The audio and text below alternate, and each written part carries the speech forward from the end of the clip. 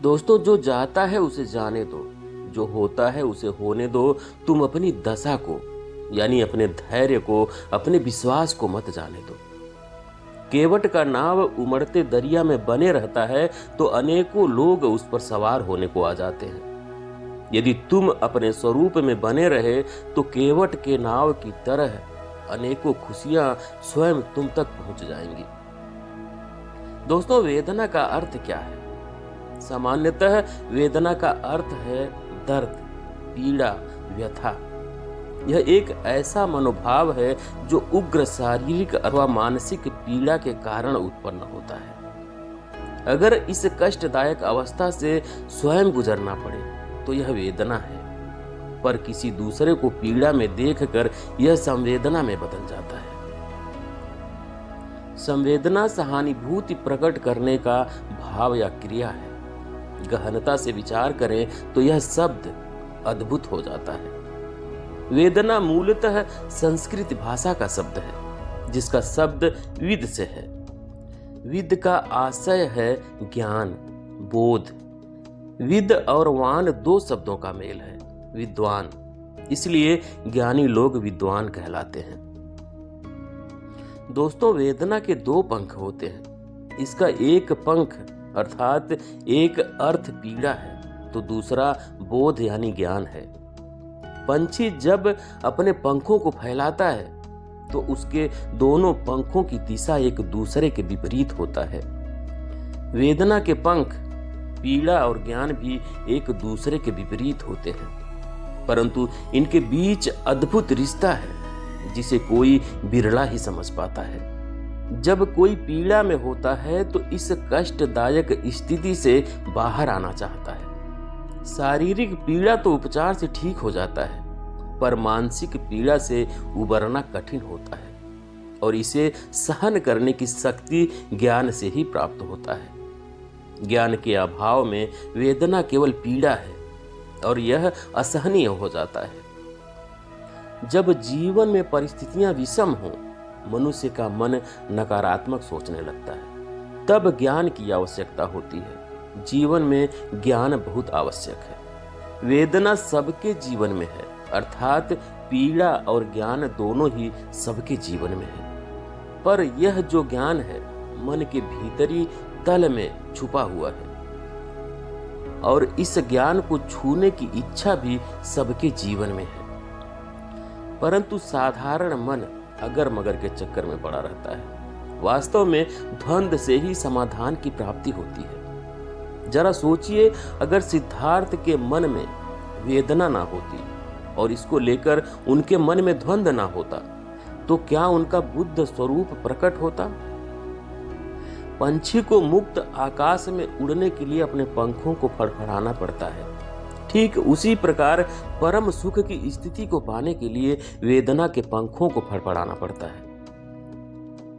वेदना को एक पंख पीड़ा को दूसरे पंख ज्ञान से मिलाना पड़ता है। जिन्होंने भी ऐसा किया है वे पीड़ा से मुक्त हो गए।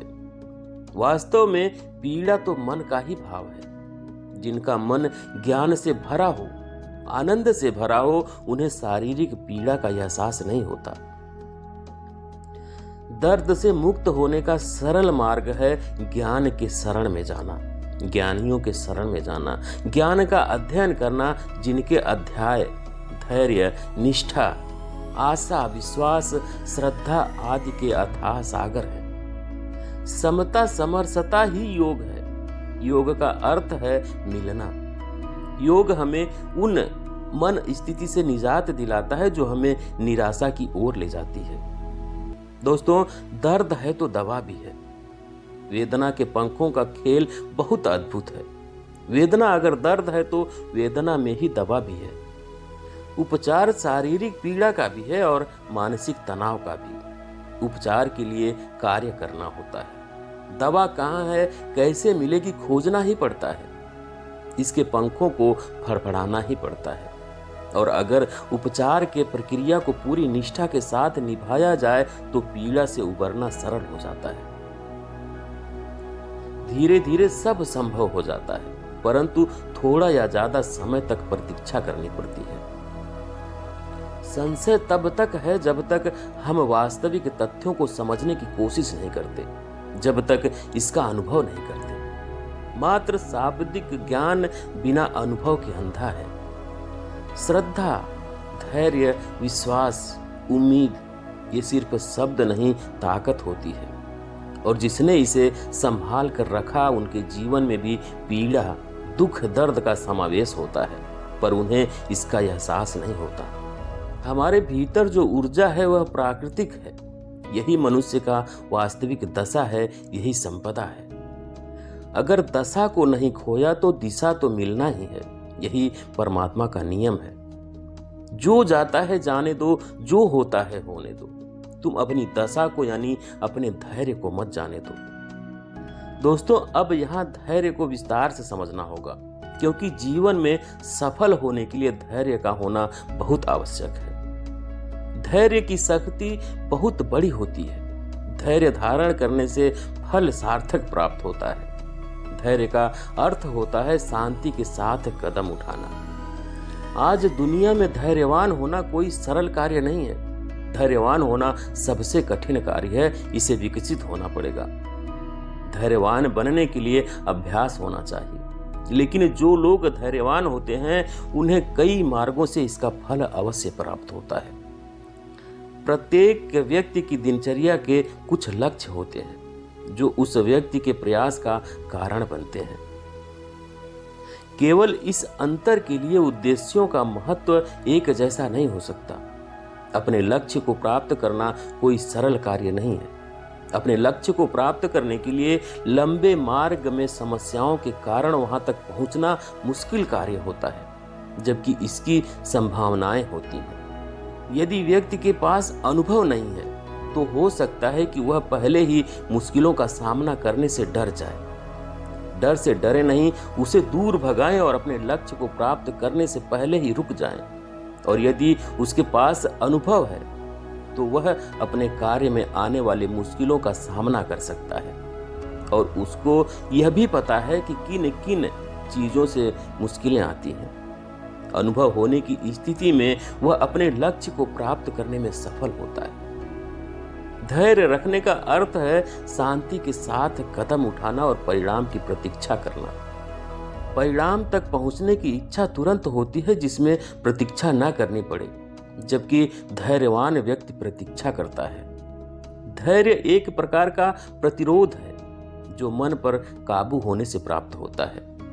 जीवन में लक्ष्य तक पहुंचने के लिए व्यक्ति का धैर्यवान होना आवश्यक है। जीवन में सफलता को प्राप्त करने के लिए कठोर परिश्रम, मेहनत और लगन के साथ साथ धैर्य की भी आवश्यकता होती है।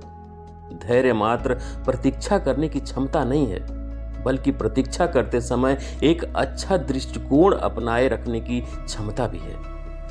धैर्य व्यक्तित्व को निखारने वाला एक अनमोल गुण है।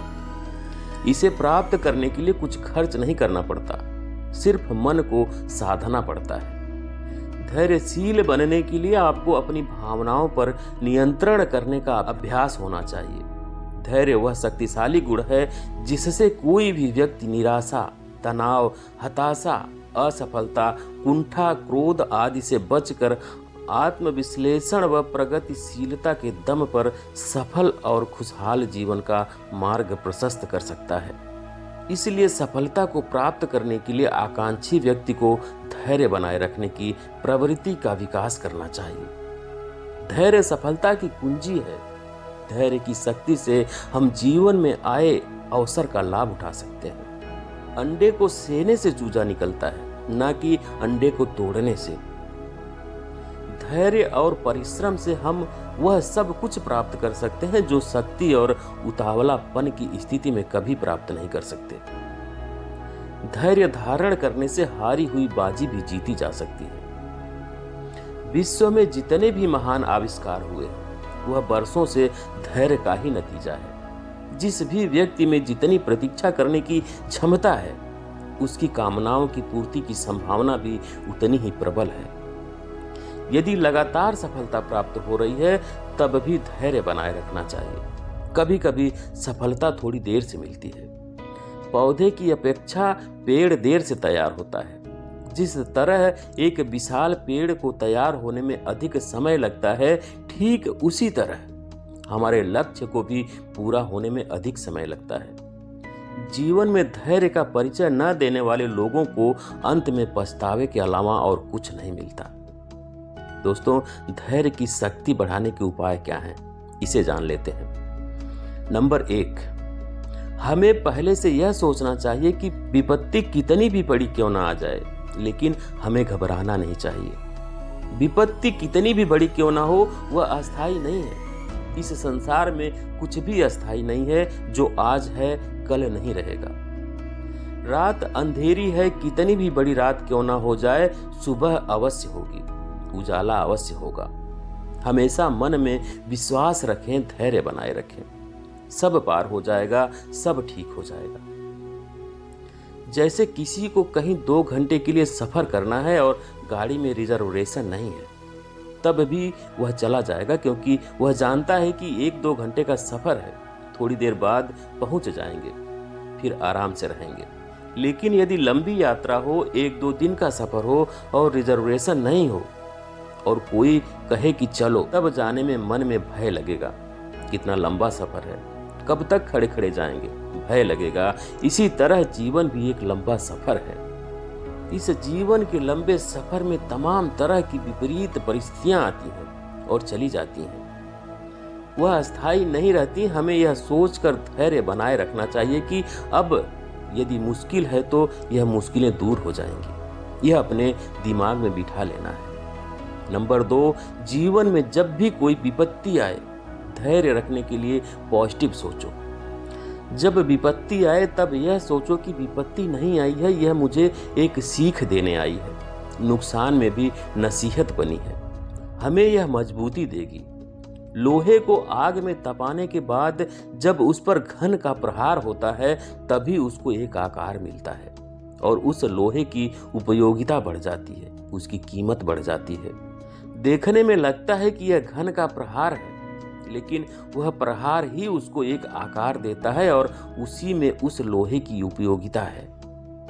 तुम पर समय के घन का जब भी प्रहार पड़े, तब यह मत सोचो कि प्रहार पड़ा है, तब यह सोचो कि मुझे नया आकार मिल रहा है, मैं मजबूत हो रहा हूं। विपत्ति के प्रहार को भी सहजता से सहने की क्षमता आप में आ सकती है। ध्यान रखो कि हथौड़ी का प्रहार जब कांच पर पड़ता है तो वह बिखर जाता है, टूट जाता है, लेकिन वही प्रहार जब सोने पर पड़ता है तो सोना दमक उठता है, उसमें चमक आ जाती है। ज्ञानी कहते हैं कि विपत्ति का प्रहार जब तुम पर पड़े तो तुम कांच मत बनो, तुम सोना बनो। सोने की तरह चमकने की कला सीखो, अपने को मजबूत बनाओ, अपने इरादों को मजबूत बनाओ। भीतर से सकारात्मक होकर चलो, जीवन में नया आनंद मिलेगा। विपत्ति में धैर्य और सकारात्मक सोच के बल पर व्यक्ति बहुत अच्छे से कर सकता है। नुकसान को भी नसीहत समझो। आपके अंदर यह कला है, जरूरत है उसे विकसित करने की, सकारात्मक सोच की। नंबर 3, आशावादी बनिए। अपने मन में हताशा को हावी ना होने दें। यह कार्य आज नहीं हुआ तो कल हो जाएगा, सब ठीक हो जाएगा, ऐसा मन में विश्वास रखो। अपने अंदर मन में आशा की किरण हमेशा जलती रहनी चाहिए, यह बुझनी नहीं चाहिए। हर पल अपने मन में यह विचार रखिए कि सब ठीक होगा, सब ठीक होगा।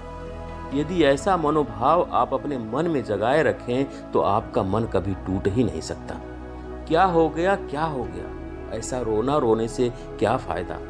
आशा का दीप जलाना चाहिए।